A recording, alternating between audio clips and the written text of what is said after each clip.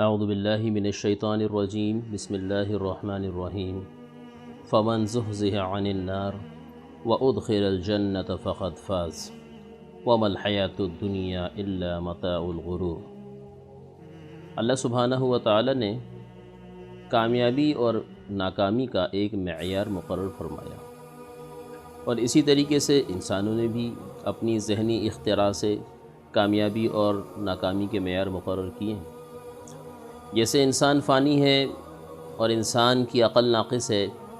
اسی طریقے سے اس کے کامیابی اور ناکامی کے معیار بھی سارے کے سارے ناقص ہیں، فانی ہیں،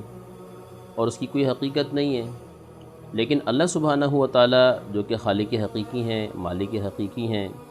انسان کے ماضی حال مستقبل کو انسان سے بہتر جانتے ہیں اور تقدیر کے لکھنے والے بھی ہیں، تو اللہ سبحانہ و تعالی نے کامیابی اور ناکامی کا حقیقی معیار قرآن کریم کے اندر واضح فرما دیا۔ اللہ سبحانہ و تعالی قرآن کریم کے اندر ارشاد فرماتے ہیں فمن زحزح عن النار، کہ جو شخص جہنم سے بچا لیا گیا، وادخل الجنة فقد فاز، اور جنت میں داخل کر دیا گیا، پس تحقیق یہ ہے کامیاب۔ وما الحیاۃ الدنیا الا متاع الغرور، اور دنیا کی زندگی جو ہے یہ دھوکے کا گھر ہے۔ اللہ سبحانہ و تعالی نے اس دنیا کی بے رغبتی جگہ جگہ بیان فرمائی۔ امام اسماعی رحمۃ اللہ علیہ لغت کے امام گزرے ہیں، بڑے عالم تھے، اور عربی لغت کے اندر، گرامر کے اندر ان کو جستجو رہتی تھی، اس کی تحقیق کیا کرتے تھے کہ ان دقیق اور مشکل الفاظ کے حقیقی اور اصل معنی کیا ہیں۔ تو جب انہوں نے دیکھا قرآن اور حدیث کے اندر جگہ جگہ لفظ متاع ذکر کیا گیا ہے، تو ان کو جستجو ہوئی کہ لفظ متاع کے حقیقی معنی پتہ کیے جائیں۔ اور حقیقت میں کوئی بھی زبان اپنے دیہاتوں کے اندر خالص ہوا کرتی ہے، تو وہ اس لفظ کی تحقیق کے لیے عرب کے دیہاتوں میں، بدوؤں میں، دیہاتیوں کے اندر جانا شروع ہوئے، وہاں رہنا شروع کیا، اور ان کی باتیں اور ان کی محفلیں اٹینڈ کرنے لگے، ان کی باتیں سننے لگے کہ کبھی کسی موقع کے اوپر یہ ورڈ یہ لوگ یوز کریں اور پتہ چلے کہ لفظ متاع کہاں استعمال ہوتا ہے۔ تو کافی دن گزرے، ان کو اس کا لفظ کا صحیح معنی پتہ نہ چل سکا، لیکن اچانک ایک دن وہ ایک بستی سے گزر رہے تھے،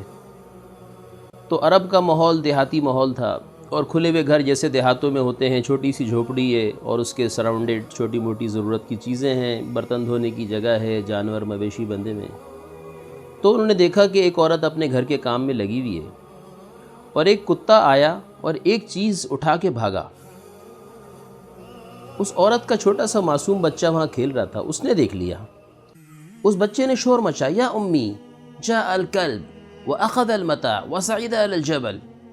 امی امی کتا آیا اور اس نے متاع کو اٹھایا اور وہ پہاڑ کے اوپر چڑھ گیا۔ اب امام اسماعی رحمۃ اللہ علیہ متوجہ ہوئے، انہوں نے کہا لفظ متاع، اب اس کے معلوم کرنے کا وقت آ گیا کہ اب پتہ چلے گا کہ کتا جس چیز کو اٹھا کے بھاگا ہے حقیقت میں متاع اس کو کہتے ہیں، کیونکہ بچے نے اس چیز کو متاع کہا ہے۔ یہ اس کتے کے پیچھے بھاگے، جب کافی دیر تک بھاگتے رہے تو کتے نے ان کو دیکھ کے وہ چیز چھوڑی اور دوسری طرف نکل گیا۔ امام اسماعی رحمۃ اللہ علیہ اس چیز کے پاس جا کے ٹھہر گئے اور دیکھا کہ پتہ چلائیں کہ متاع کیا ہوتا ہے۔ تو انہوں نے دیکھا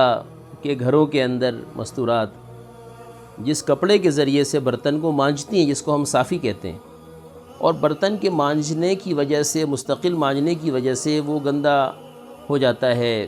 اور اس میں کلوس لگ جاتی ہے، اس میں سے اسمیل آ رہی ہوتی ہے، لیکن کچھ اس میں کھانے پینے کی چیزوں کی اسمیل بھی آتی ہے۔ اسی بنیاد کے اوپر کتے نے اس کے اوپر منہ مارا اور اس کو لے کے بھاگا۔ تو امام اسماعی رحمۃ اللہ علیہ کو اس دن پتہ چلا حقیقت کے اندر کہ متاع کیا چیز ہوتی ہے۔ تو اس ساری کی ساری دنیا کو اللہ سبحانہ و تعالی نے متاع فرمایا،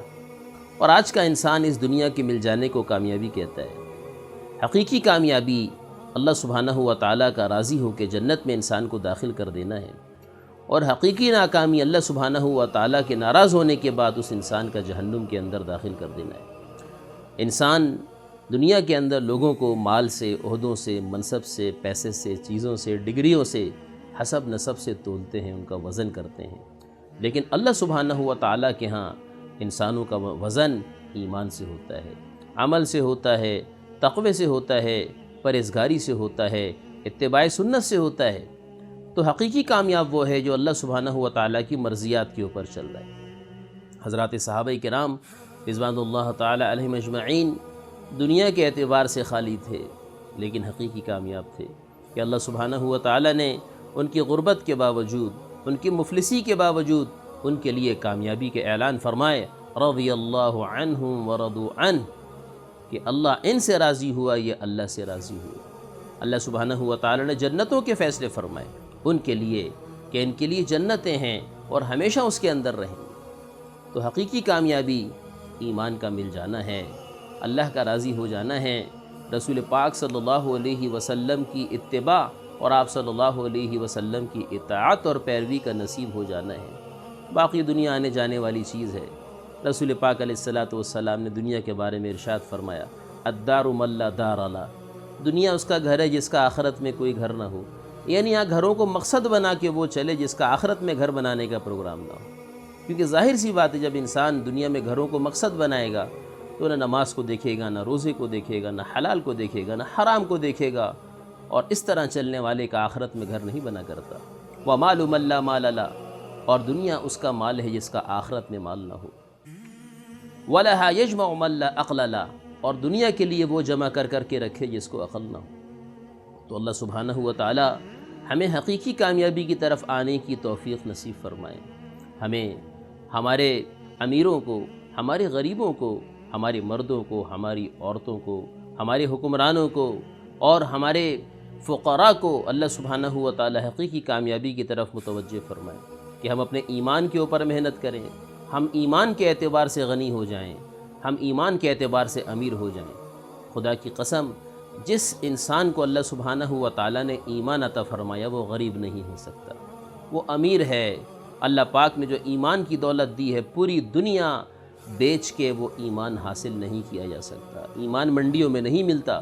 ایمان پیسے سے نہیں ملتا۔ ذَلِكَ فَضْلُ اللَّهِ يُؤْتِيهِ مَن يَشَاءُ، یہ اللہ کا فضل ہے، اللہ سبحانہ و تعالی جس کو چاہے عطا فرمائے۔ تو حقیقی کامیاب وہ ہے جس کو ایمان کی دولت سے اللہ پاک نے نوازا، جس کو اللہ سبحانہ و تعالی نے سنت کی نعمت سے نوازا، جس کی زندگی قرآن و سنت کے مطابق ہے، چاہے وہ غریب ہے، چاہے وہ جھوپڑی کے اندر رہتا ہے، چاہے اس کو 2 وقت کی روٹی مشکل سے ملتی ہے، لیکن یہ کامیاب ہے۔ بغیر مال کے اور بغیر چیزوں کے دنیا سے چلے جانا یہ ناکامی نہیں ہے، بغیر ایمان کے اور عمل کے دنیا سے چلے جانا یہ ناکامی ہے۔ ایسا شخص حقیقی ناکام ہے۔ کل قیامت کے دن وہ شخص کہ جس نے ساری زندگی عیاشیوں میں گزاری، دنیا کی نعمتوں میں گزاری، لیکن ایمان سے خالی تھا، عمل سے خالی تھا، رسول پاک صلی اللہ علیہ وسلم کی سنت سے خالی تھا، اللہ کے نبی کی دین کی محنت سے دور رہا، ایسے شخص کے بارے میں اللہ سبحانہ و تعالی فیصلہ فرمائیں گے اور جبریل امین سے کہیں گے کہ اس کو جہنم کا غوطہ لگواؤ۔ اس کو جہنم کا ایک غوطہ لگوا کے جب باہر نکالا جائے گا تو اس سے پوچھیں گے، بتاؤ دنیا کے اندر تم نے کیا نعمتیں دیکھیں؟ وہ کہے گا، یا اللہ تیری کبریائی کی قسم، تیری عظمت و جلال کی قسم کہ میں نے دنیا میں کوئی نعمت نہیں دیکھی۔ وہ جہنم کا ایک غوطہ ساری کی ساری عیاشیاں بھلا دے گا، ساری کی ساری دنیا کی نعمتیں بھلا دے گا، کیونکہ یہ دنیا میں اپنی زندگی ایمان اور عمل کے بغیر گزار کے آیا۔